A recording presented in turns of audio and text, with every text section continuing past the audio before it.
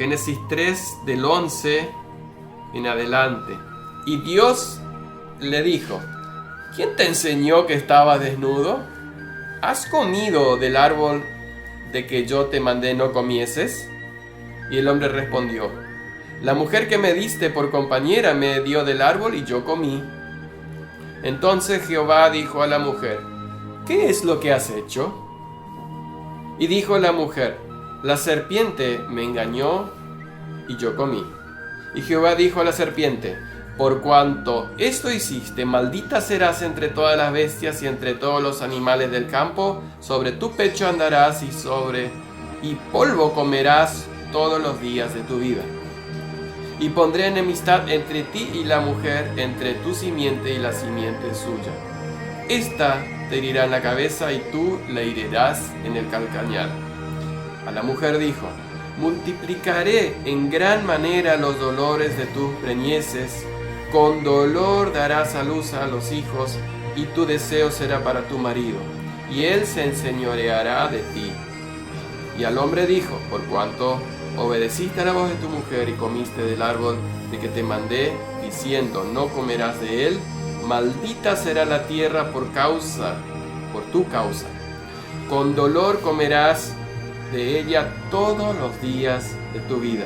Espinos y cardos te producirá y comerás planta del campo. Con el sudor de tu rostro comerás el pan hasta que vuelvas a la tierra, porque de ella fuiste tomado, pues polvo eres y al polvo volverás. Y llamó a Adán el nombre de su mujer Eva, por cuanto ella es madre de todos los vivientes. Y Jehová Dios hizo al hombre y a su mujer túnicas de pieles y los vistió.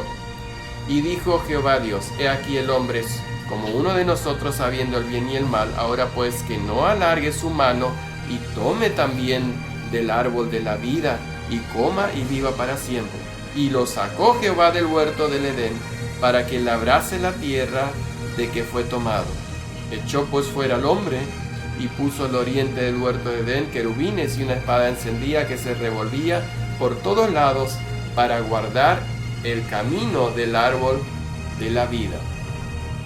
Señor, mi Dios, en el nombre de Jesús quiero venir ante tu presencia y pedirte tu gracia en nuestras vidas, en mi vida. Señor, necesitamos de ti en cada momento, pero en este que quiero meditar en tu palabra, que seas tu Espíritu Santo guiándonos. Toca mis labios con un carbón de tu altar. Te lo ruego en el nombre de Jesús. Amén. Consecuencias del pecado y la misericordia de Dios es el título para la meditación esta mañana.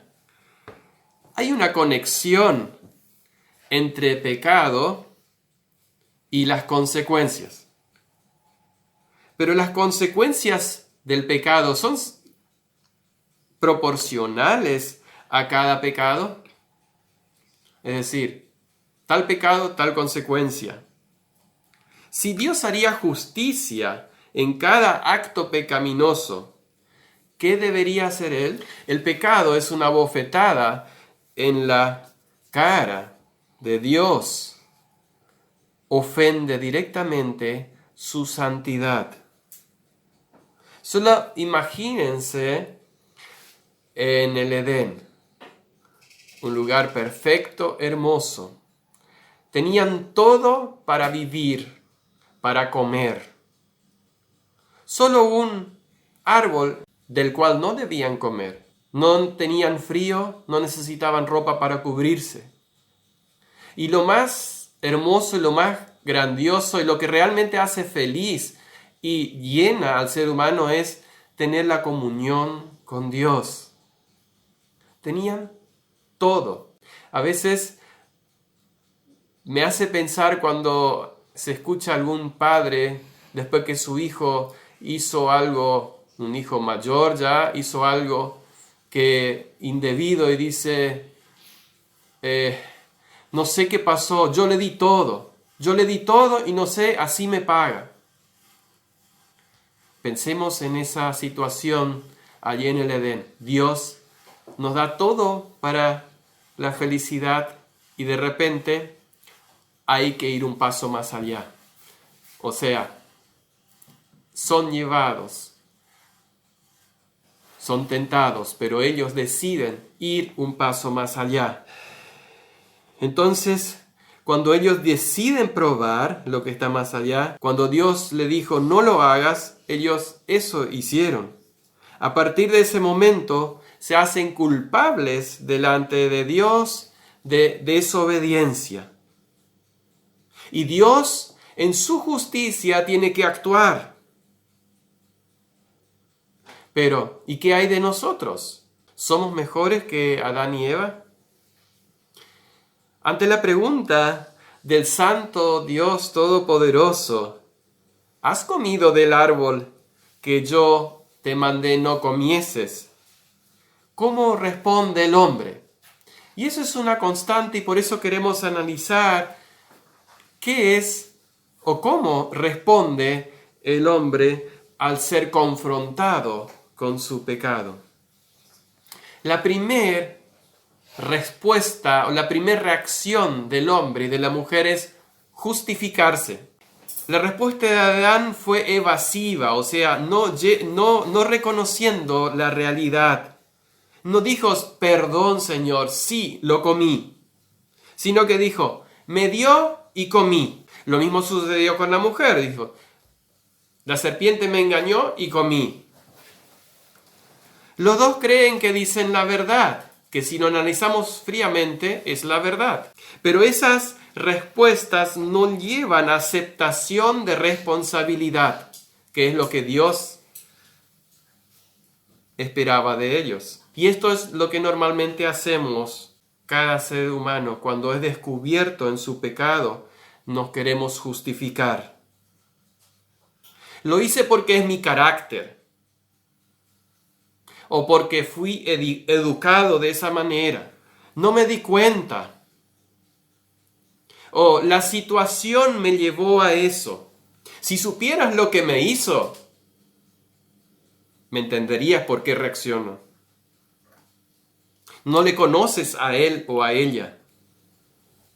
Pero, y podíamos seguir con el repertorio que cada uno de nosotros ya conocemos.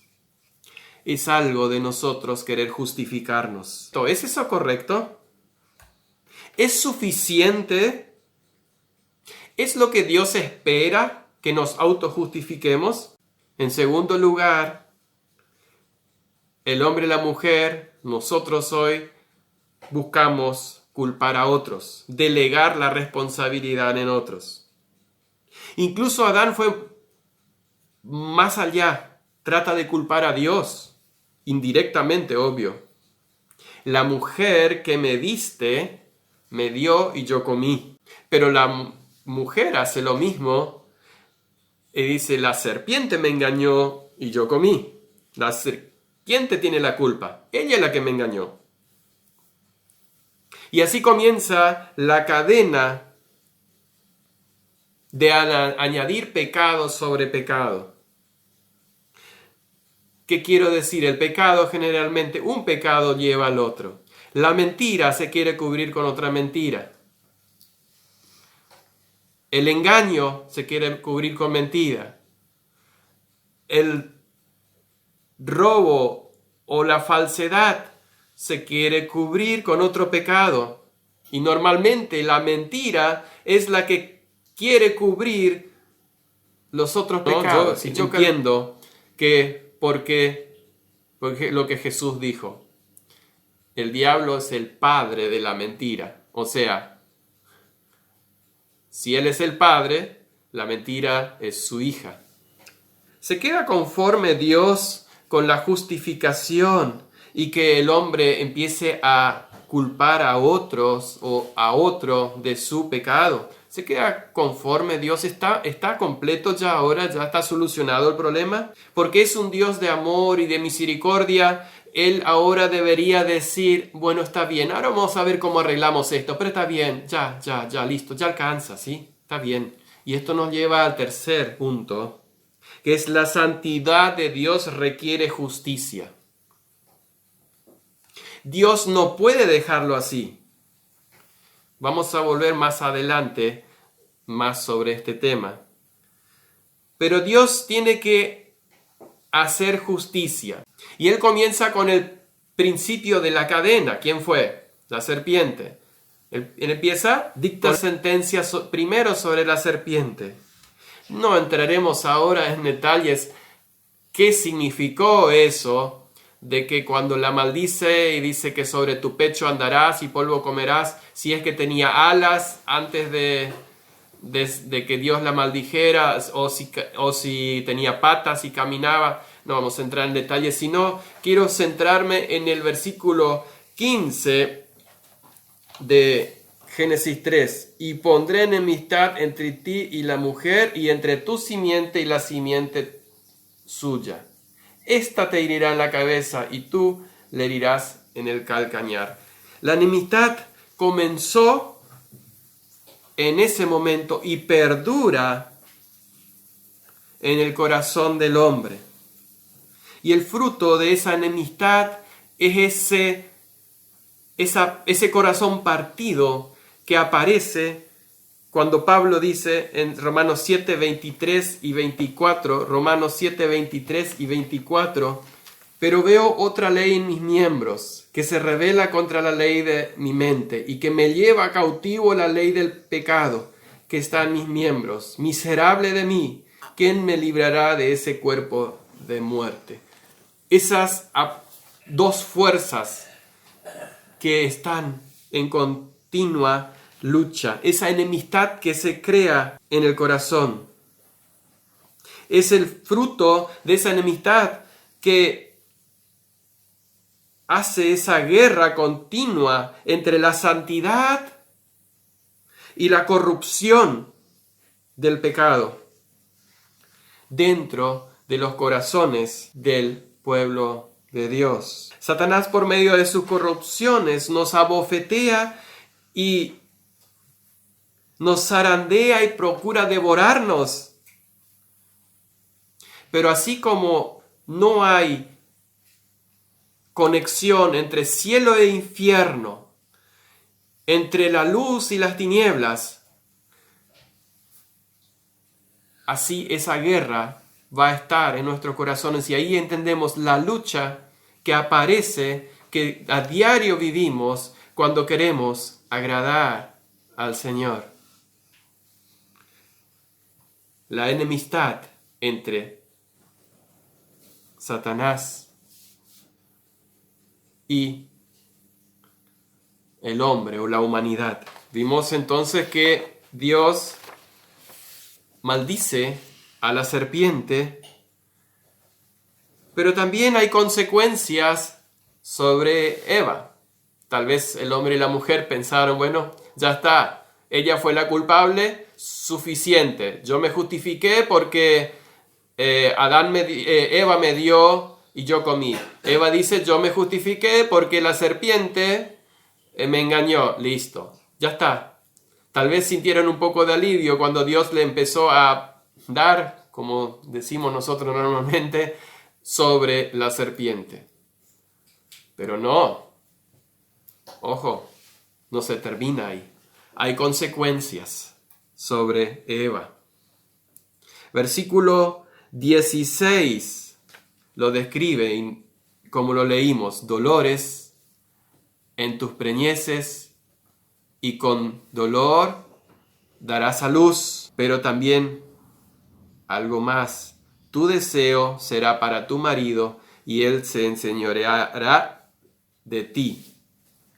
Ese es solo un mandamiento, porque después en Efesios 4:22 dice: esposas, sujétense a vuestros maridos. ¿Qué quiero decir con esto? Lo que en ese momento fue algo natural, Eva estaba naturalmente en comunión con Adán, y no había esa necesidad del mandamiento. Ahora ya aparece un mandamiento más. Si el hombre no hubiera pecado, siempre se hubiera enseñoreado con sabiduría y con amor de su mujer. Y si la mujer no hubiera pecado, ella siempre hubiera obedecido con humildad y mansedumbre y no necesitaríamos del mandamiento. Perdón, el pecado trajo dolor al mundo, hizo del mundo un valle de lágrimas. No es de extrañar que nuestros dolores se multiplican cuando nuestros pecados se multiplican. Esta frase lo dijo Matthew Henry. No es de extrañar que nuestros pecados se multipliquen cuando nuestros pecados se multiplican. O sea, el pecado trae consecuencias y esas consecuencias fueron sobre Adán. También, no solo sobre Eva. Versículos 17 al 19 describe las consecuencias que vinieron sobre Adán y también sobre su mujer. Él había culpado a su esposa, pero había sido falta suya dejarse convencer por parte de ella.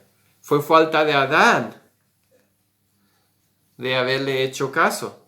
Así también las frívolas excusas que los hombres van a tener delante del trono de Dios en su juicio van a ser esfumadas en nada. No va a haber excusa que valga. Así como no hubo excusa ni para Adán ni para Eva. Dios puso consecuencias en Adán también. Primero, maldice su habitación.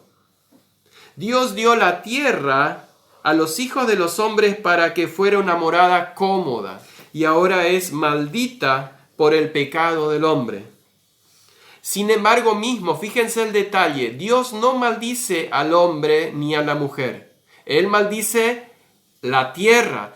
Será maldita por nuestra causa, o sea, por tu causa será maldita la tierra.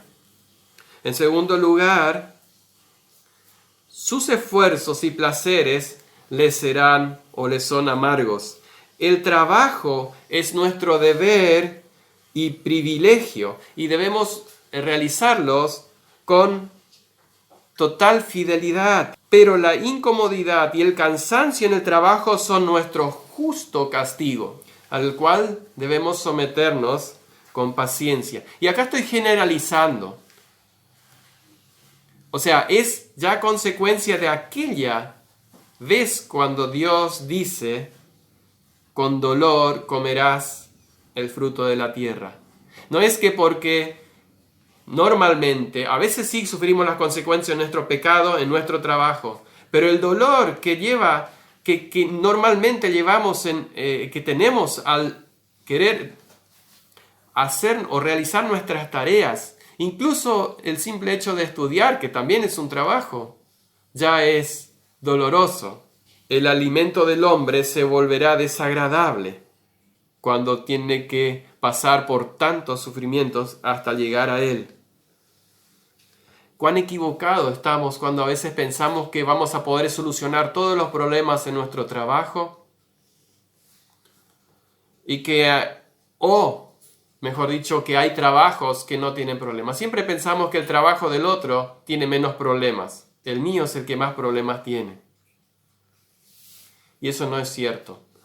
Todos los oficios, todos los trabajos en el mundo vienen después de esa sentencia de Dios sobre Adán. Pero el tercer lugar, su vida también es acortada. Dice que al polvo volverás. O sea que Dios le pone límite a la vida del hombre. Pero considerando a veces la cantidad de problemas y dolores, no sé si Dios nos hace un favor, esto lo pienso yo. No sé si Dios nos hizo un favor al acortar esos días. Me viene a la mente cuando Jacob le responde a Faraón, dice: pocos, en mis palabras lo digo, no, pocos y dolorosos han sido mi peregrinaje en la tierra.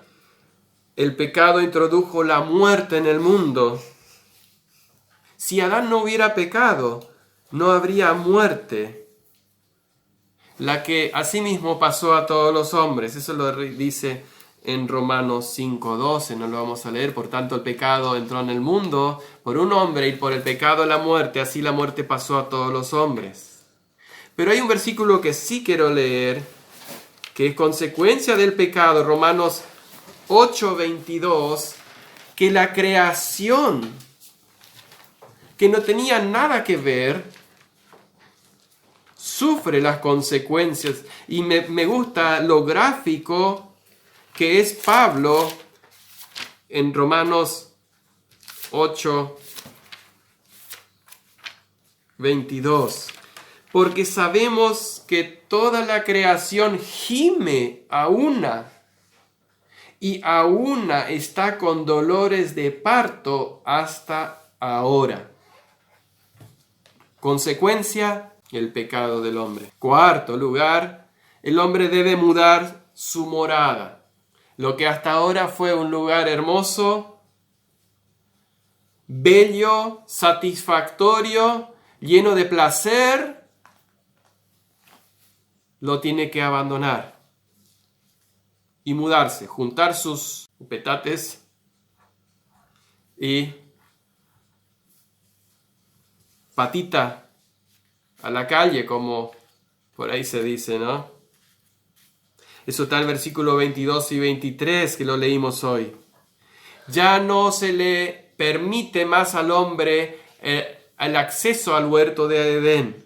Se le prohíbe el acceso al árbol de la vida y es echado fuera del huerto para que labrara la tierra.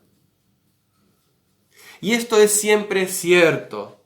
El pecado jamás da algo sin quitarnos mucho más. Parece dulce el momento, parece satisfactorio el momento del pecado, pero después te quita, y las consecuencias de esa quita pueden durar toda la vida. Te quita privilegios, te quita noches de sueño, te quita la relación o esa compañía hasta que no lo confieses y no hagas cuentas con Dios mismo. Así como Adán perdió su morada después del pecado, nosotros al pecar perdemos privilegios y lamentablemente muchos son para siempre. ¿Por qué? Quinto lugar, no hay vuelta atrás. No hay vuelta atrás. Versículo 24 dice que Dios cercó el huerto con querubines, y los querubines representan, o son, mejor dicho, son los guardianes de la santidad de Dios. Siempre que vemos a la santidad de Dios en la Biblia, aparecen los querubines, incluso una espada encendida que se volvía de uno al otro lado para cortar la opción de volver hacia atrás. Ya no hay más vuelta atrás. Una vez pecado, no hay más vuelta atrás. Atenete las consecuencias. Quiero volver otra vez y como conclusión sobre lo que mencioné hoy, de que si se aplicó la justicia de Dios en ese momento. Ya lo dijimos en principio que si Dios hubiera aplicado su justicia tal cual como Él lo dijo, hubiera muerto Adán y Eva. Porque eso es lo que Él dijo. El día que de él comieres, morirás. Por eso, si se aplicó la justicia al condenar al hombre y a la mujer, claro que no. Si se hubiera aplicado, hubiera muerto, como les dije. Y eso está en Romanos 6:23. La paga del pecado es muerte. Entonces, ¿qué pasó? Primero, entonces, debemos definir qué es la justicia. Dar a una persona su merecido. Y lo merecido puede ser determinado por obligaciones éticas o por algún acuerdo previo. Que en el caso de Adán y Eva, hubo un acuerdo. Si bien, veámoslo de esta manera, Dios le dice, de todos los árboles del huerto puedes comer, excepto del árbol de la ciencia del bien y del mal. Ni Adán ni Eva protestaron. Quiere decir que hubo aceptación. El acuerdo fue hecho. ¿Cuál es la consecuencia si de él comieres? El día que de él comieres, de cierto morirás. Hubo un pacto de aceptación. O sea, el hombre cuando desobedece, rompe ese pacto y ahora debería aplicarse la justicia tal cual como Dios lo dijo. Pero veamos un poquito más sobre la justicia. Si una persona es castigada con mayor severidad que la requerida por su crimen, el castigo es injusto. Pénsenlo de esta manera. Cuando alguien es castigado en menor, eso lo vemos a veces en un tribunal, o sea, en los juicios humanos, ¿no? Cuando aparece, decimos, esto fue injusto. Deberían haberle dado perpetua. Y no, le dieron 3 años. O le dieron libertad condicional. Eso es injusto. Si una persona recibe una recompensa menor a lo que es acreedor, entonces también se dice que es injusto, que no es justo. Obviamente Dios no aplicó toda su justicia en ese momento. ¿Qué sucedió entonces? Ahí aparece la palabra misericordia. Dios tuvo misericordia y no aplicó su justicia. ¿Cuál es la relación entre misericordia y justicia? La misericordia y la justicia son dos cosas distintas, aunque a veces las confundimos.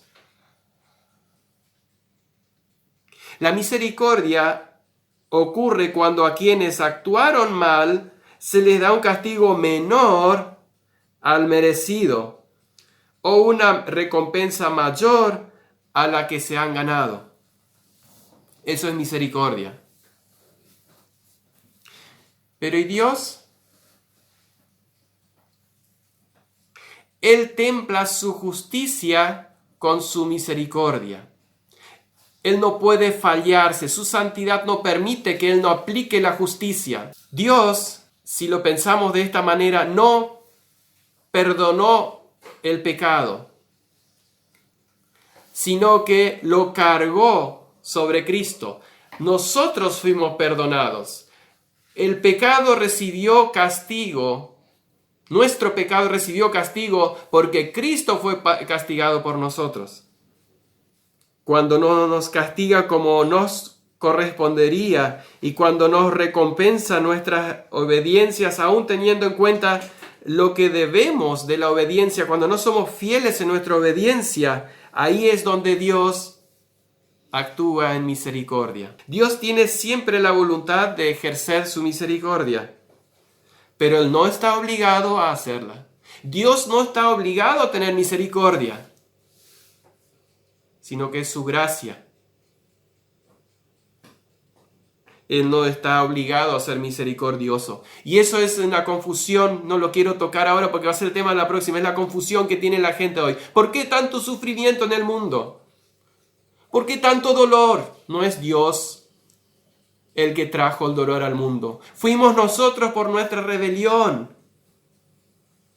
Dios, si actuaría en justicia, me hubiera llevado o me hubiera hecho morir la primera palabra o el primer pensamiento pecaminoso que yo hubiese tenido. Y Él no está obligado a ser misericordioso. Él se derecha. Y encima, este detalle también se reserva el derecho a ejercer su gracia de acuerdo con su voluntad. Por eso cuando le dice a Moisés, tendré misericordia del que yo tenga misericordia y me compadeceré del que yo me compadezca, eso está en Romanos 9:15, Pablo lo dice, tendré misericordia del que yo quiera tener misericordia y me compadeceré del que yo me compadezca. ¿Es injusto Dios porque tiene misericordia de alguien? El concepto lo tenemos errado nosotros como seres humanos. Pretendemos tomar todo a nuestra medida.